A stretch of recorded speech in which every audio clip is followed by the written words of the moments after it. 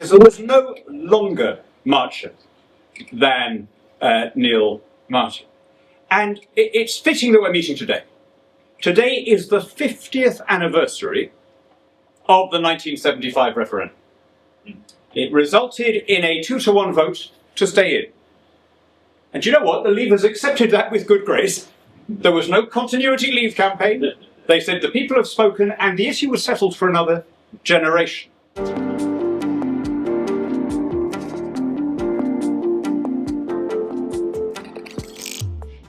And I just wanted to read to you what it was that Neil Marten said that day, because I think you get here a flavour of his personality as well as of his style.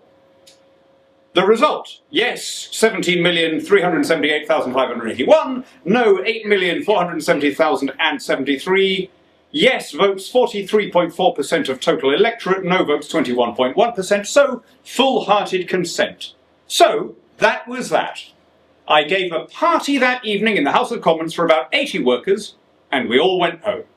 Enoch said nice things about me. Mary Louise, his daughter, who had done magnificent work for the national referendum campaign throughout, was highly praised by all. I felt very proud of her. She went on TV that night with David Dimbleby. Some things really don't change. Then home to Banbury with Joan and Maggie, and a simply glorious weekend of hot sun, rest, relax, tennis, unwound. And there in that passage, on this day that was the culmination of what the fellow had been working towards all those years, you get a real glimpse into a properly conservative temperament. Because conservatism is a lived rather than a learned ideology. It's a temperament, a habit of mind, rather than a doctrine. And one of the things that comes out very strongly from these diaries is a sense of balance. He was a man of Herculean energy. There isn't a day that he isn't speaking in 2 or 3 different schools and speaking in the House of Commons and then appearing in a radio debate and so on. And yet, his interest is in his tennis, in his skiing, in keeping up his old friendships, not least with the Norwegian resistance fighters he'd encountered during the war. And perhaps we have there a perspective that is very unusual in this day and age. If you begin your life in the SOE, if you begin your life, we just heard, being parachuted and being cut off behind enemy lines, then something as big as the 1975 referendum has its context and its place. And that sense of perspective is something that I think is very difficult for us who haven't been tested as earlier generations were, thank God, to appreciate. Reading the run-up to the 1975 referendum, I'm struck by the many ways in which it was really a strange mirror of the 2016 referendum. Not only in the result, but in the mechanics of it. So there was a Labour government and a Conservative opposition. The Labour Party was absolutely divided. The Conservative opposition was almost completely united behind a pro-market position. The SNP and the Welsh separatists were furiously for a Leave vote. Alex Salmond said, we know what it means to be a poor region in a big common market. The NUS, the National Union of Students, was strongly for a Leave vote, then led by Charles Clarke, who went on to become Tony Blair's Home Secretary. And so again and again, you see these peculiarities. In fact, one of the odder and unremarked similarity or mirror images was that just as Corbyn was accused of not having done enough, of having been too low profile, so was the then leader of the opposition, Margaret Thatcher. Because we have that picture of her in the hideous jumper with the flags, we tend to think that she was active. Actually, she barely did anything. That was one of the very few occasions when she appeared in practice. And actually, it's rather interesting to see the Conservative temperament of the subject here, of Marten, as he warms towards. When the leadership campaign begins in 1975, he says, we can't be led by a woman. It's not the right time. Things are far too serious. And then, but he desperately doesn't want Edward Heath. That's his overriding priority. And so he gradually comes round. And of course, once she takes over, he sees more and more virtue in her every day. And this I dwell on this for just a second because it often upsets feminists of the left that Margaret Thatcher should have been the trailblazer she was.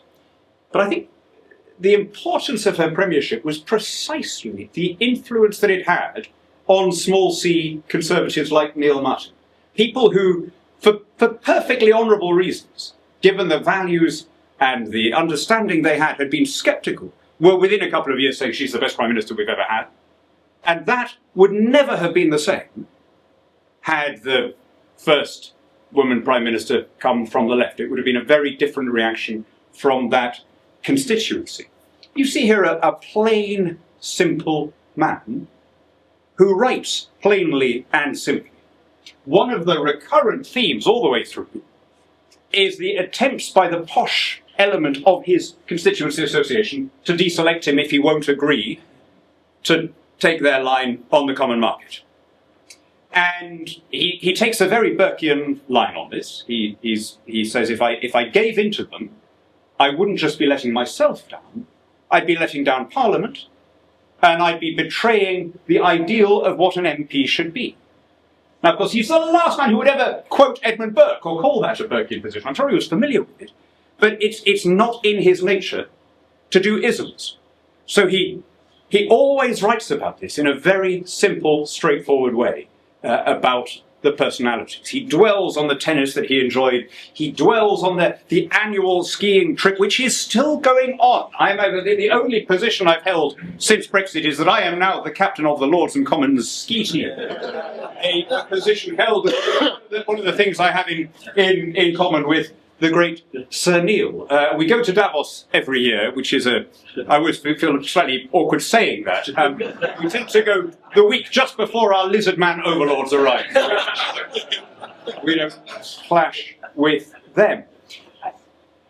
Last observation about this book. There's something oddly familiar and yet utterly alien about the 1970s. So the very first diary entry is about whether you can work in a state school if you don't have formal teacher training qualification, which is exactly the same issue, as Damien knows, in the current Children and Welfare Bill before Parliament. So and again, we come across these little familiarities. But at the same time, I think we have forgotten the sheer, unbearable awfulness of the era through which he was living, despite the tennis and the skiing. The 3-day week, the prices and incomes policies, trade union barons being more familiar household names than cabinet ministers. And then again and again, as we get into the early 70s, a diary entry beginning with 17 people killed in an IRA bomb, 11 people killed in an IRA. I'm just about old enough to remember that era. And the scary thing when I look back is that it wasn't even that newsworthy. We had become so inured to these deaths in Northern Ireland that it was no longer something we focused on. It was an unbearably pessimistic time. And that, in the end, is what changed in the 41 years between the 1975 referendum and the 2016 referendum. The sense of utter hopelessness had gone. If the 1975 poll had been held 10 years earlier or 10 years later, I think the result would have been different. But it was held at our bleakest moment, our lowest moment as a nation, when we thought that anything must be better than what was presented. I don't want to finish without recognising the work that Tim has put in. So Tim is a alumnus of this building. By the way, anyone who works in Tufton Street, try and be what the other side called you, right? Try and live up to being that powerful cabal. Because, I'll tell you what, you have not been succeeding very well so far if we take the amount of public spending as a measure. So we could all be doing better. But I remember coming across him when he was at the Taxpayers Alliance. And then looking around and saying, where's he gone? And someone said, oh, he's just joined UKIP. And he's standing for Parliament. Now, this was a very brave thing to do when Tim did it. The UK Independence Party was still polling in single figures. It was an act of great conviction. And as it turned out, it was rewarded because he then was elected to the European Parliament because the The UK began to take off the moment he joined.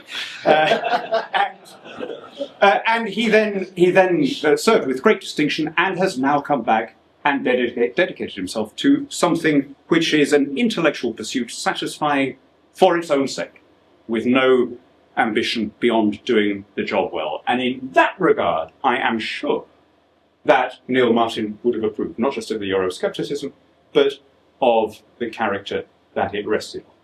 I suspect that if he could see us now, with all of the groans and grumbles we have about the Starmer government and about the Chagos deal and about the caving into the unions and so on, he would, with that sense of perspective, brought from the young man parachuted into France, he'd say, do you know, with everything going on, you are still luckier than we could have imagined when I was in politics in my time. So let's end with a thought that however bad things are, we have been spared compared to past generations, and the best is yet to come.